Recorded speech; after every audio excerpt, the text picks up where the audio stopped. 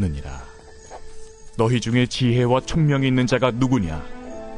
그는 선행으로 말미암아 지혜의 온유함으로 그 행함을 보일지니라. 그러나 너희 마음속에 독한 시기와 다툼이 있으면 자랑하지 말라. 진리를 거슬러 거짓말하지 말라. 이러한 지혜는 위로부터 내려온 것이 아니요 땅 위의 것이요 정육의 것이요 귀신의 것이니, 시기와 다툼이 있는 곳에는 혼란과 모든 악한 일이 있음이라. 오직 위로부터 난 지혜는 첫째 성결하고, 다음에 화평하고 관용하고 양순하며, 긍휼과 선한 열매가 가득하고 편견과 거짓이 없나니, 화평하게 하는 자들은 화평으로 심어 의의 열매를 거두느니라. 할렐루야. 오늘도 하늘 양식과 함께 하시는 한 사람 한 사람을 주님의 이름으로 사랑하고 축복합니다. 신앙과 신앙생활, 우리는 이 두 가지를 잘 구분해야 합니다. 먼저 신앙은 천박한 자를 품격 있는 자로 만드신 예수 그리스도를 내 존재의 중심에 모시는 것입니다. 계단 끝에까지 오르려면 가장 낮은 계단부터 밟아야 합니다. 예수 그리스도가 십자가 희생으로 그 첫 계단을 우리에게 열어주셨습니다. 그렇기에 우리의 신앙은 예수 그리스도 없이는 불가능합니다.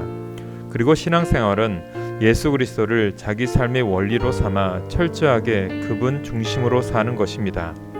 다시 말해 신앙은 믿는 일이고 신앙생활은 사는 일입니다.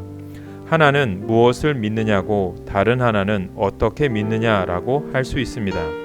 오늘 본문은 둘 중 어떻게 믿느냐의 질문에 가깝습니다. 예수님을 중심으로 모시고 떳떳하게 살아가고 있는지 묻습니다. 그리스도인들이 실수하지 않고 잘못하지 않으면 좋겠지만 삶은 끊임없이 우리의 믿음을 시험합니다. 그 도전에 무너진 사람도 있고 더욱 견고해진 사람도 있습니다. 신앙은 이수되 신앙생활은 진흙탕인 모습을 볼 때는 참 안타깝습니다. 삶은 넘어짐의 연속입니다. 그런데 하나님은 그 넘어짐을 통해서 우리의 신앙을 성숙시키고 완성하고자 하십니다. 신앙생활은 넘어질 때마다 위기를 잘 극복하면서 조금 더 높은 계단으로 올라가는 것입니다. 하나님은 서둘러서 신앙의 열매를 맺으라고 종용하지 않으시지만 포기하지도 않으십니다. 왜냐하면 그분이 원하시는 것은 노를 놓지 않고 계속 젓는 것이기 때문입니다. 주님은 파도가 높고 거세다고 노를 놓고 망연자실하여 자신의 삶을 스스로 망가뜨리는 것을 원하지 않으십니다. 우리가 파도를 넘어 이르러야 할 끝은 의의 열매를 맺는 것입니다. 그런데 이 말씀에 집중해 보십시오. 18절입니다. 화평하게 하는 자들은 화평으로 심어 의의 열매를 거두느니라. 의의 열매를 거두기 위해서는 먼저 심어야 합니다. 그런데 우리 삶에 어떤 씨를 심느냐에 따라 열매가 달라집니다. 욕망을 심으면 욕망의 열매가, 화평을 심으면 화평의 열매가 자랍니다. 그러므로 우리는 얻는 것보다 무엇이 되는 것이 중요합니다.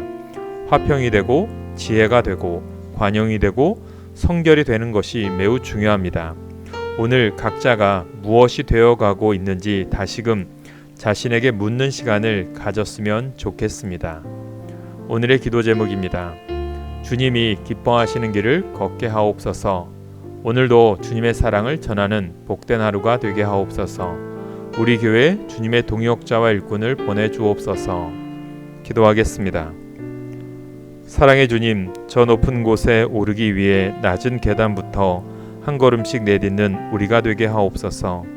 우리에게 주어진 환경이 고되고 막막하더라도 주님을 향한 믿음을 놓치지 않고 의의 열매를 맺기 위해 부단히 노를 저어 나아가게 하옵소서. 예수님의 이름으로 기도합니다. 아멘.